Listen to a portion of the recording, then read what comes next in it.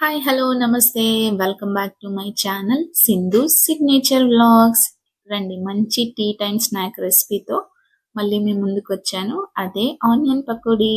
ఇది వంట రాని వాళ్ళు కూడా చాలా ఈజీగా చేసేయచ్చు. అంత సింపుల్ మెథడ్. ఎలా చేయాలో చూపిస్తాను, చూసేయండి. కట్ చేసి పెట్టుకున్న 3 మీడియం సైజు ఆనియన్ స్లైసెస్ తీసుకోవాలి. అందులో కొంచెం పచ్చిమిర్చి, కరివేపాకు వేసుకోవాలి. తర్వాత ఇందులోకి కొంచెం జీలకర్ర, అలాగే కొంచెం వాము, అలాగే కొంచెం మీ టేస్ట్కి సరిపోయేంత సాల్ట్, ఇంక ఇందులోకి కొంచెం నేను రెడ్ చిల్లీ పౌడర్ యాడ్ చేస్తున్నా అండి. యాక్చువల్గా మిర్చి కూడా వేసాను, అందుకని కొంచెం అని యాడ్ చేస్తున్నా. ఇప్పుడు ఇందులోకి ఒక 150 గ్రామ్స్ వరకు ఉంటుంది శనగపిండిని యాడ్ చేస్తున్నా. అలాగే ఇందులోకి కొంచెం చిటికెడంతా పసుపు కూడా వేసుకోవాలి. ఇక్కడ అల్లం వెల్లుల్లి పేస్ట్ కూడా వేసానండి. వేసుకొని ఇదంతా మంచి ఆనియన్స్ పట్టేంత వరకు లైట్గా వాటర్ వేసుకొని ఇలా వీడియోలో చూపిస్తున్నట్టు పిండి కలుపుకోవాలి. ఇప్పుడు పకోడీ వేసుకోవడం కోసం వేరొక గిన్నెని స్టవ్ పైన పెట్టుకొని అందులో డీప్ ఫ్రైకి సరిపోయేంత ఆయిల్ వేసుకోవాలి. ఆయిల్ హీట్ అయిన తర్వాత ఇలా వీడియోలో చూపిస్తున్నట్టు కొంచెం కొంచెంగా పకోడీని వేసుకోవాలి. వేసిన వెంటనే కలపొద్దండి.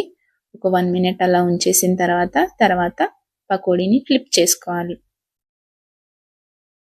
మధ్య మధ్యలో నిదానంగా కలుపుతూ పకోడీని మీడియం ఫ్లేమ్లో మంచి గోల్డెన్ బ్రౌన్ కలర్ వచ్చేంత వరకు ఇలా వీడియోలో చూపిస్తున్నట్టు ఫ్రై చేసుకోవాలి.